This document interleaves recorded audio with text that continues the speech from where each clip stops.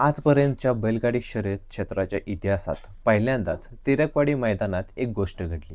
ती गोष्ट कोणती? चला तर मग या व्हिडिओच्या माध्यमातून जाणून घेऊयात. तिरकवाडी तालुका फलटण जिल्हा सातारा येथे श्री गणेश फेस्टिवल 2026 निमित्त श्री गणेश केसरी भव्य दिव्य बैलगाडी शर्यतीचे ओपन मैदान पार पडले. सुंदर असा मैदानाचा पहिल्यांदा गट संपन्न झाला.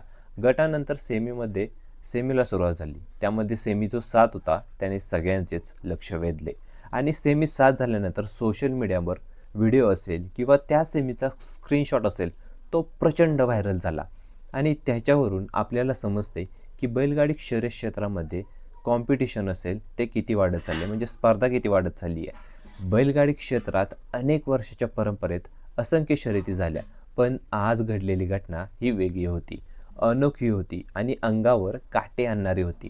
मैदानावर उतरलेले नंदी समतोल ताकदीने, आत्मविश्वासाने आणि जिद्दीने धावत होते की शेवटच्या क्षणापर्यंत कोण जिंकेल, कोण मागे पडेल हे ओळखणं अशक्य झालं होतं. प्रत्येक पावलासोबत मैदानात थरार वाढत चालला होता. प्रेक्षकांची नजर एकाच दिशेने स्थिरावली होती. कुणाचाही श्वास नीट घेतला जात नव्हता. प्रत्येक नंदी जणू एकमेकांना आव्हान देत शेवटच्या श्वासापर्यंत झुंज देत होते. शेवटी अगदी काही फुटानेच गाडी विजयी झाली.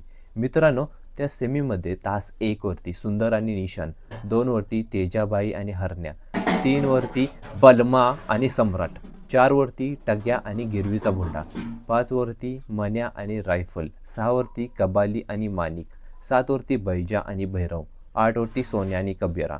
मित्रांनो, सर्व बैलगाडी चालक मालक सुट्टी मेकर असतील, सर्वांचे कौतुक करावे तेवढे कमीच आहे.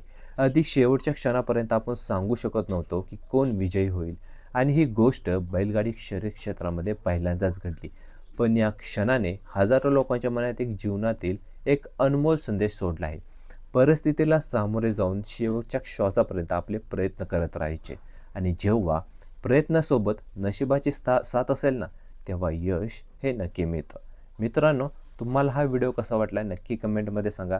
तुमच्या प्रतिक्रिया आपण कमेंटमध्ये कळवा. भेटूया आपण पुढच्या व्हिडिओमध्ये. धन्यवाद.